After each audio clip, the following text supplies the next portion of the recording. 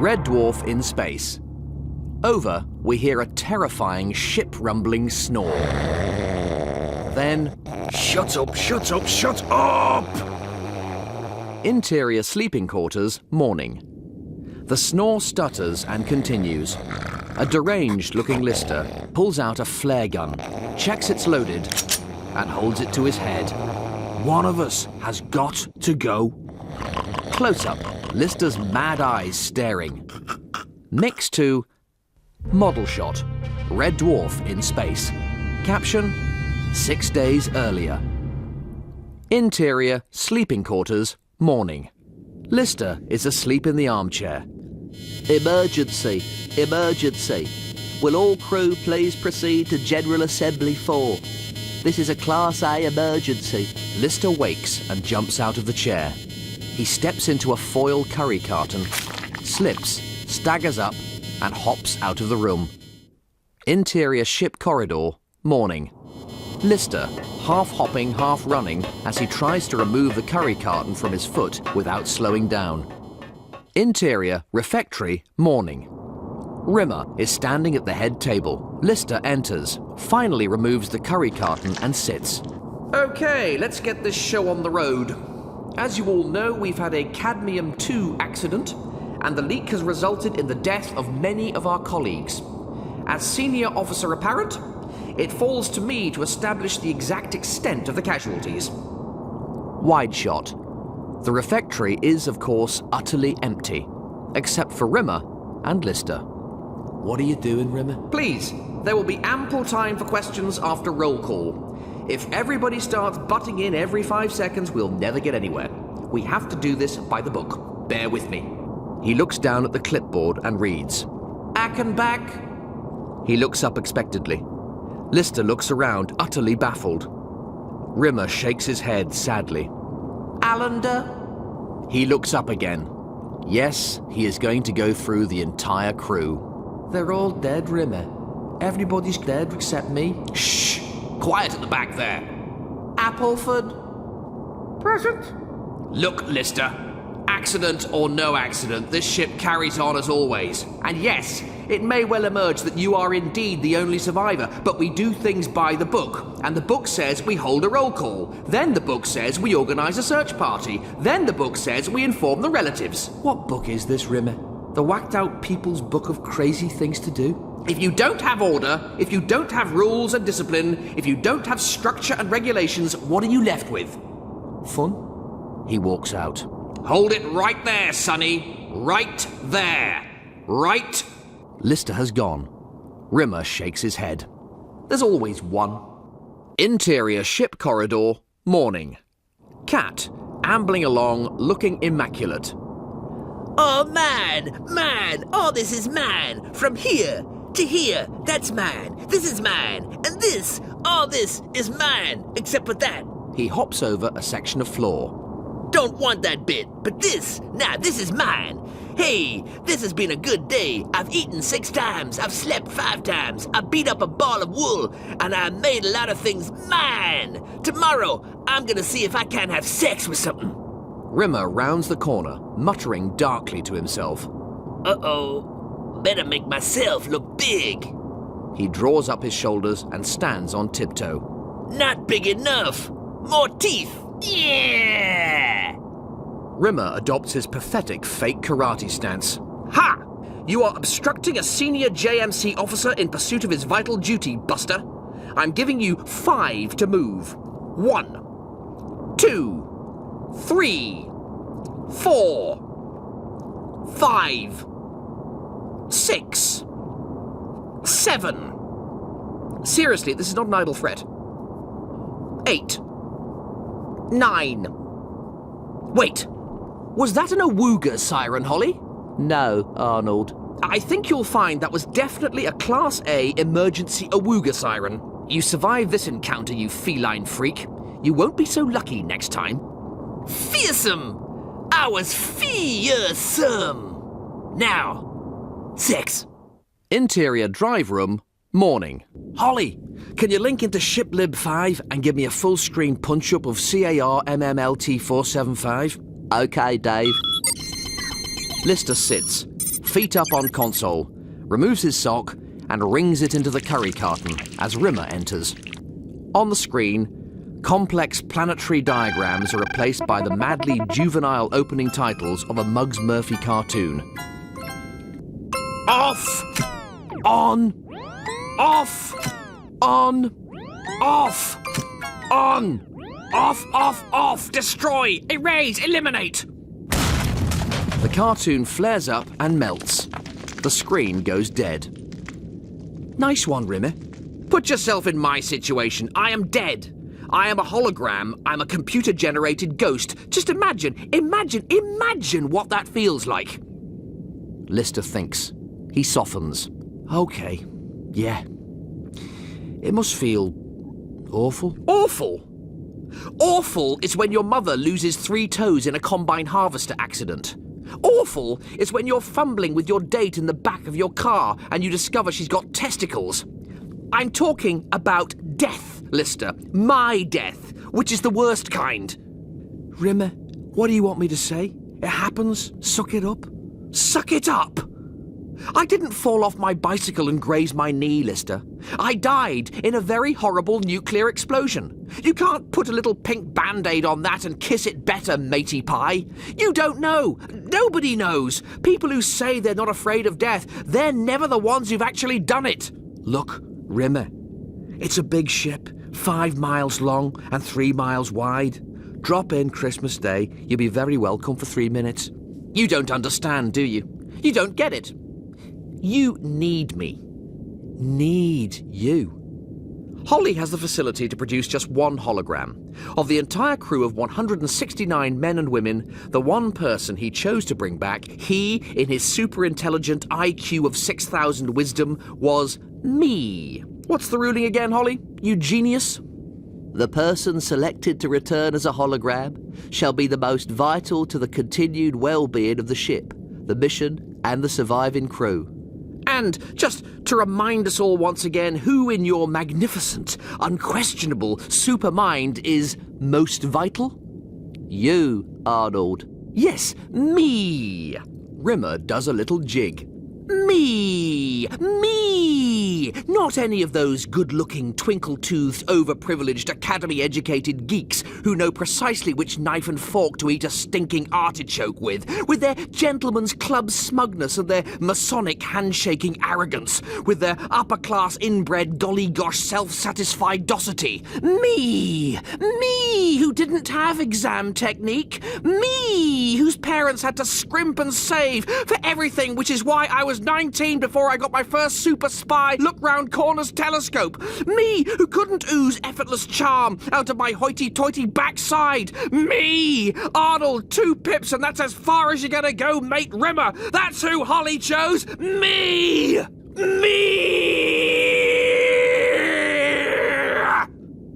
The reason you hated those academy guys so much was because you wanted to be one of them. Why would I want to be one of them? They're despicable, magnificent beasts who look down on us. They don't look down on us. It's you who looks down on us. Lister finishes wringing his curried sock into the silver container. Of course they look down on us. We're scum. We're the flotsam of life. Hey, I'm not the flotsam of life. Lister drinks the curried sock juice with genuine joy. Okay, maybe I am the flotsam of life. But upper-class flotsam, you know what I'm saying? The creme de la creme of flotsam. The phrase is creme de la creme, you goit. How would I know that? I'm flotsam. You're not coping. You haven't come to terms with what you've lost. I know what I've lost. Everything. Friends, lovers. For all we know, the planet Earth doesn't exist anymore. No more trees, no more birds, no more human race. All right, there's no need to whine about it. We're all having a bad time. I don't know if I mentioned it, but I happen to be dead. Let's discuss this again over Christmas dinner. We need to formulate some kind of plan, you smegwit. We've got a plan. Go back to Earth, see if it's still there. Well, considering that might take, given our current speed, allowing for spatial drift and cosmic drag, somewhere around 3 million years, what are we going to do in the meantime? What is there to do? Plenty. We have to hold a full inventory, run a thorough ship-wide diagnostic, clear the chicken soup nozzles on deck 97? I have to admit, Rimmy, I'm having second thoughts about Christmas. Fine. I don't need you, Lister. I don't need anyone. Give it a few days. We'll find out pretty damn quick just who needs who around this place. Interior teaching room, day. Rimmer is addressing two scutters who are on the large desk in front of him. One of the scutters has a pen in its claw. Right. And slowly this time, start at the bottom. The scutter lowers the pen onto a large piece of paper on the desk. Now, up at an angle of 45 degrees. Slower. Stop. Stop. Stop! Right. Go back. Not that way. Look. Lift up. Lift the pen up. Up! Right. Now back. To me. Right, stop. Stop! Put the pen on the paper. Now, back at an angle of 45 degrees. Not the same way, the other 45 degrees. No! That way! He points. Go that way, towards the door. Stop! He addresses the observing scutter. Are you paying attention? I'm not going through this twice. Back to the writer. Go back and join the two lines, with a horizontal line. All right then, a vertical line, whatever. Stop! Now, that, my metal friends, is the letter A. No, it's not. It's a wretched, dismal mess. Why don't you listen to... Hit him. The observer scutter twists its claw askance. You heard me. Hit the dozy bastard. Not that hard. Hit him back. Now you've broken him. Marvellous. Well, you better repair him. And when you've done that, I'll get him to hit you. What is wrong with you two? I'm trying to teach you the alphabet, to give you the benefit of an education, all the advantages I never had. And what do you give me in return? A deranged origami monstrosity that looks like Jackson Pollock's toilet paper after a bad night on the curry. The remaining scutter hangs its claw. We're on a schedule here, people. In 8 weeks' time, you're supposed to have mastered all the biochemical sciences, including genetic engineering, advanced microsurgery, and reconstructive neurology. Yet, here we are, halfway through the project, and you're still struggling with the letter A. Do you want to spend the rest of your miserable lives as service droids, polishing floors, sweeping up, and twiddling sonic screwdrivers? The scutter nods happily. Of course you don't. All right. Fresh approach. Let's try the letter B. No, wait. Maybe we should start with I. There's much to be done, my little beauties. Much to be done. Model shot. Red Dwarf in space. Caption, 3 days later. Over we hear a very tinny rendition of a Mexican whistler type chirpy tune. Interior sleeping quarters morning. Lister is asleep, totally under the covers. Food and drink debris litters the floor and his bunk. The music is coming from a cheap bedside alarm clock labelled Souvenir of Titan. Good morning! This is your 7 o'clock alarm call. It is now 10:57. This is your 43rd reminder. Thank you for buying me from the official Titan souvenir shop, the home of quality taste and craftsmanship. Lister stays under the covers. Stop! I'm sorry, did you say carry on? Stop! I said stop, stop, stop, stop, stoppy, stop, stop. I'll carry on then. The music starts up again. Thank you for buying me from the official Titan souvenir shop, the home of quality taste and... Lister's boot kicks the clock across the room. Cruel bastard! Lights! The lights come on. Lister swings his legs over the bunk and sits up. He is bald except for a few very odd-looking tufts.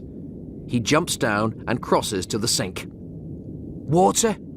He splashes water over his face. He looks in the mirror, then back down at the bowl. He scoops up more water and freezes. Cautiously, he raises his eyes back to the mirror. They double in size. He races back to the bed and throws back the duvet. There are several clumps of hair on the pillow. He snatches up a handful and goes back to the mirror. He holds the hair up to his head just to check it's his own hair. It is. Crap. A panel raises up in the wall and a lavatory bowl slides out. Not you. Interior corridor, morning. Lister racing along, panicked in his boxers and t-shirt, clutching his hair to his chest. He drops a bit, stops, picks it up pathetically and races off again. Interior medical unit, morning. Lister races in and leaps on the chair. How can I help you? All me hair's fallen out. I see. I mean, like, overnight, boom, it's gone. I see. Why? I want to know why. Is it food poisoning? Radiation sickness? Have I been fiddling with myself more than is good for me? What? What is it? What's wrong with me? The machine makes some impressive sounding noises, then pings. Diagnosis complete. You are suffering from a medical condition known as baldness. Lister looks at the machine suspiciously. You are not by any chance made on Titan, are you? Yes, indeedy. The home of quality taste and craftsmanship. I need to know why I've gone bald. Have you been under any particular stress recently? Have you suffered a bereavement? Yes. My species died. I'm sorry to hear that. Were you close to your species? Not according to Rimmer. You need a rest. Your name has been registered on the sick list. I don't need a rest. I'm not tired. I'm bald. Prescribe something. Very well. This should help. Something flops into the hatch at the base of the unit. Lister fishes it out. What's this? A Smeggin toupee? It's the Lounge Lizard 967. Lister plonks it on his head. It's red. Completely undetectable from your own natural hair. Made on Titan, the home of quality... Lister gives the machine a good kicking. This unit is temporarily out of commission. In the meantime, here is some music. Tinny rendition of Mexican Whistler. Lister gives the machine a final kick, and it dies. Interior refectory, morning. Look at the poor guy. Sad, sick, pathetic, and ugly. The question is, can I in any way help myself to his food? I think I can. Me hair. Mind me hair. Cat bares his teeth, sees that Lister isn't going to grab his food back, and relaxes. Fearsome. Like taking catnip from a kitten. Rimmer jogs in.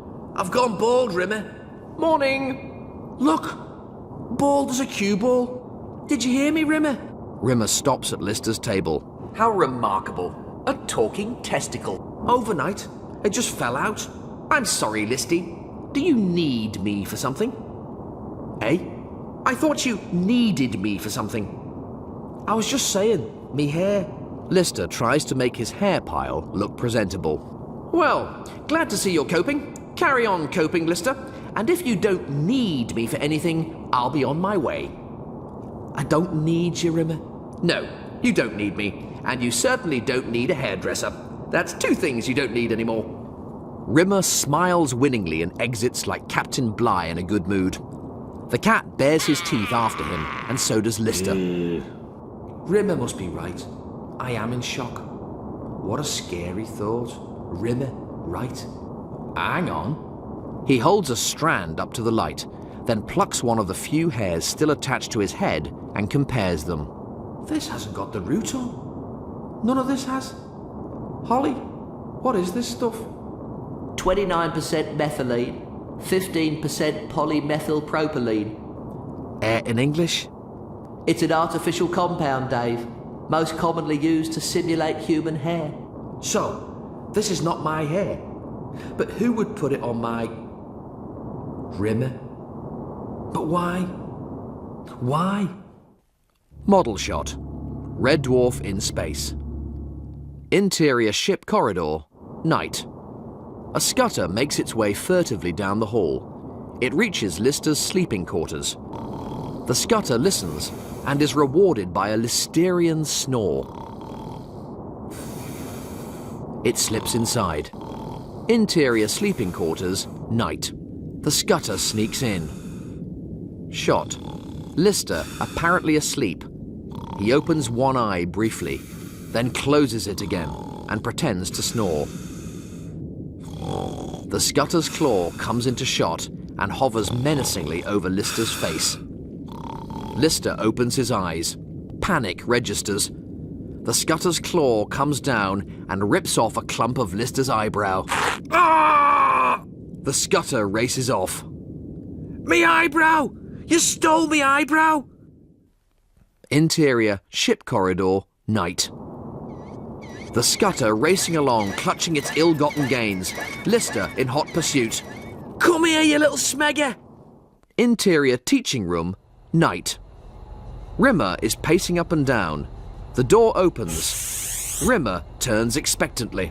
There you are, you dozy... Ah! Rimmer, is there anything you want to say before I have Holly turn you off? What do you mean, turn me off? You can't turn me off. What do you think I am, a coffee percolator? You're a hologram, Rimmer. Some people can cope with that. Others go doodle-lally. Do-lally. It's do-lally, you smegwit. I've gone do-lally. Don't you know anything? Turn him off, Holly. Wait. Just wait. Obviously, there is something you appear to think I've done, quite unwittingly, that seems to have caused you some kind of distress. You have stolen me hair. You've kidnapped part of me eyebrow. You're a dangerous head-the-ball nutter, and I'm going to turn you off. And it hasn't occurred to you that there might be some kind of reason I did those things? Did that thought ever cross the frozen tundra of your mind? Yes. I thought it was because you're a dangerous head-the-ball nutter. Project Regen. Almost certainly the most ambitious and daring undertaking ever taken under by anyone, anywhere, ever. Its aim, to create the perfect host body to house my intellect. You're going to build a giant pair of talking buttocks. There's a process known as cellular regeneration. Basically, it involves isolating the DNA and RNA molecules that form the template for every cell in an organism. From there, it is theoretically possible to produce a complete new body from a single living cell. How? Well, it turns out that's the tricky bit. Tricky, tricky, tricky. And I haven't quite got to that chapter yet in the big boy's book of cloning. Got distracted looking at the 3D pop-ups. You know how it is. It's impossible, Rimmer. It would be impossible for a Nobel Prize-winning geneticist, never mind a smegwad who got an F- fail in plant biology. Impossible is not a word in my vocabulary. That's probably true. You got an F- in English too. I know it's ambitious. If you're Albert Einstein, it's ambitious. Face it, Rimmer, you can't even make a decent omelette. And don't think I wasn't discouraged. But then I read the human body is composed of 98% water. So? He waves his arm to indicate a stack of full plastic water barrels. Only 2% to go. The problem is where to start. The nose? Too complicated. Millions of veins, thousands of pores, matching nostrils. The intestines? There are over 3 miles of intestines in the human body. Bad place to start. So, you thought you'd start with my hair? I wanted a tiny sample of living hair. These mental metal morons shaved it all off. I needed the roots. I sent them to pluck your eyebrow. Rimmer, you have lost the plot so badly.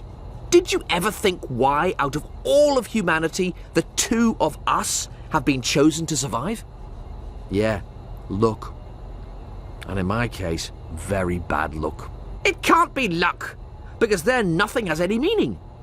There has to be some kind of purpose, and the whole spectrum of human achievement has not been leading to a point where a man can watch Muggs Murphy cartoons 18 hours a day and belch the Ride of the Valkyries on a single pint of beer. You cannot be the apex of the human race. Therefore, it must be me.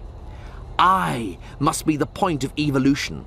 Homo erectus, Homo sapiens, and now Homo Rimmer. It's unassailable logic. So, let me get this straight, because the scope of your insanity is actually beginning to awe me. You are the next stage in evolution up from man. That's right. Mother would have been so proud. She was so worried I'd never amount to anything after I failed my apprenticeship in greengrocery. So, the whole of history was designed to produce you. Michelangelo, Shakespeare, World War I. World War I will be regarded by my species as no more than a fracas between two tribes of chimpanzees. You see now why I need a body? My species must survive and reproduce with other Homo Rimmers. It's destiny. Rimmer stares off into space, dreaming of Rimmer City on Rimmer World. I'm turning you off, man. You're scaring me. I'm turning you off before you actually explode. Seriously? Are you seriously serious? I'm sorry. Holly? Not now. Not just like that. Give me some time. A week. A day at least. An hour. Give me an hour. No way. You'll talk me out of it. Or try some freakish escape plan. 20 minutes. Just 20 minutes. The time it takes to make love 3 times and eat the pizza. Surely you can stand me existing for another 20 minutes. I'll give you 10. Drive room, 10 minutes. Interior drive room, night. We hear a peep, as when an admiral is piped on board, and Rimmer steps in wearing a dashing white naval uniform, a row of gleaming medals on his breast. Second Technician Arnold Rimmer, reporting for death. I didn't know you had any medals. Yes, well, I've always thought it unseemly to flaunt the honourable badges of steely courage informally. What are they for? 5 years long service, 10 years long service, swimming proficiency bronze. Are you ready? Ready? Ready for the ultimate failure? Ready for disgrace, ignominy, and defeat? Yes, Lister. I've always been ready for that. Okie dokie. Holly? Wait. What? I've prepared some carefully chosen final words. I thought you might have the good grace to allow me at least that. Okay, let's hear it. Holly? Rimmer holds out his hand, and Holly generates a massive book onto it. Rimmer just manages to hang onto it and turns to the front page. Chapter 1. Life was never easy for young Arnold J. Rimmer. From the moment of his conception... Off! No! Okay, Holly. Give me the hologram of Christine Kachansky. I'm sorry, Dave. The personality discs of the entire crew were booked out of the databanks 5 minutes ago by Second Technician Arnold Rimmer. No! All except Second Technician Arnold Rimmer. Why did I give him 10 minutes? I'm an idiot. There is one other, Dave. He's forgotten one. He was unaware of its existence. The remaining disc does not belong to a member of the dead crew. I'll take it. I have to warn you. Holly, I'll take it. A hologram fuzzes into life. It's Dave Lister. Wow, the sexiest, most handsome, most intelligentest guy on board. Lock up your daughters. The Lister boys are in town. Life is going to be one big, long party. Party! They try to high-five, but of course, their hands pass through each other. Model shot. Red Dwarf in space. Caption. 5 days later. Over, we hear the terrifying ship-rumbling snore. Shut up, shut up, shut up! Sleeping quarters. Morning.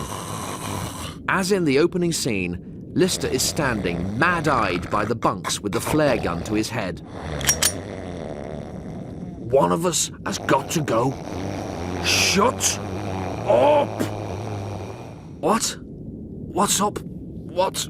Stop the smegging snoring. Hologram Lister looks around, baffled. I'm not snoring. You were snoring. Well, I'm not now, so that's okay. Good night. Hang on. Can you just wait till I'm asleep before you go to sleep? No, because if you go to sleep first, I won't be able to go to sleep because of your snoring. The alarm clock, plastered together with sticky tape and bandages, starts playing its chirpy refrain. Stop! Smeg, it's 5 in the morning. Why did you set the alarm for 5 in the morning? Because I want to get up at 9. Then why set it for 5? Because it doesn't wake me up at 5. If it doesn't wake you up, why set it? Why not? It doesn't wake me up. No, but it wakes me up. I thought you were awake already. Yes, because I couldn't sleep. Do you know how loudly you snore? Not really. I'm usually asleep when it starts. I can't stand this. You're driving me crazy. You sit in my favourite chair, you hog the vid. We arranged to go for a drink at 8, I'm an hour late, you forget to turn up. How can you forget to turn up? How can you be an hour late? And you've got no people nous. You can see I haven't slept in 5 nights. I'm smegged off and I'm holding a loaded flare gun. But still you push me and push me with your stupid remarks. You're an idiot. And look at the state of this place. It's truly disgusting. What are you talking about? It's all your mess. So what? You can still get the scutters to tidy up a bit. Why can't you? You're the world's most disgusting slob. You think it's fun for me being with you all the time. You think it's fun watching you picking your nose for hours on end. Everybody picks their nose. Not with a carrot. Oh yeah? Because you're such a la-di-da model of etiquette and decorum. Your backside is like the wind section of the Pasadena Light Orchestra. I swear last night you were sitting behind me. I thought somebody was playing the Lonely Goatherd on an alpine horn. If I could just say something here. Quite clearly tempers are getting... Lister sweeps the clock against the wall. frayed. Well, this can't go on, can it? One of us has got to go. You're right. Eat flare, dirtbag. Whomp!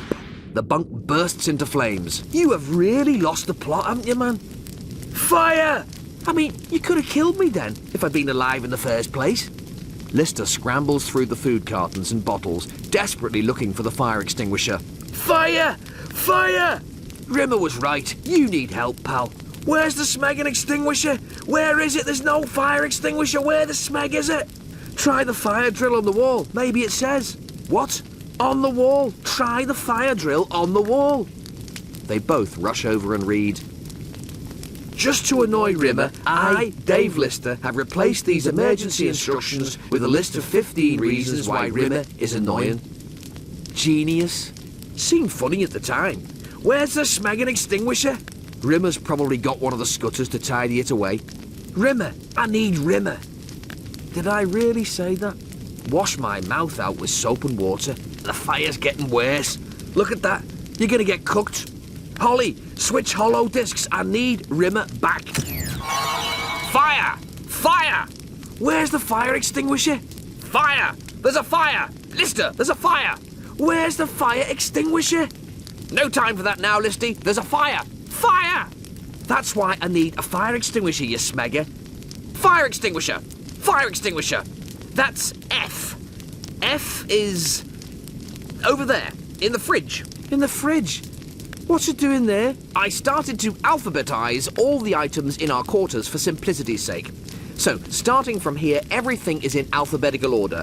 B for bunks, C for clothes, D for door, F for fridge and fire extinguisher. Get it? So, where is it then? Well, if it's an FI, it must be just before the fridge. An FR. Or perhaps inside the fridge. Let's take a look, shall we? Now, where will it be? In the F section of the fridge, of course. What have we here? Fast food, fermented drinks, fromage frais, fire extinguisher. You see how easy it... Why are you looking at me as if I'm completely insane? If everything is in alphabetical order, why is my guitar here by the window in the W section? That's not a window, that is a fenetra. It's in the F section, leading on to the G section for guitar. You see? Okay. Why is the basin not next to the bunk? And why is the ceiling not in the clothes section? Because, you moronic baboon, I never got to finish it because you turned me off. Now put out the fire and shut up. Lister grabs the extinguisher. Turn it on! From the top! Start at the top and work down! I am working down! Look! They're going out!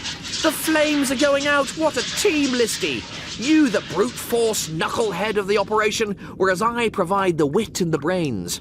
On your own, you'd have fried like a piece of bacon, but with me, by your side, guiding you, teaching you a sort of ancient sage-type mentor figure, look what we've achieved. They survey the sleeping quarters, a blackened, charred mess. We did that. You and me. You can't turn me off now. I saved the day. I saved your life. Me, Rimsey, your hologrammatic chum. One last chance, man.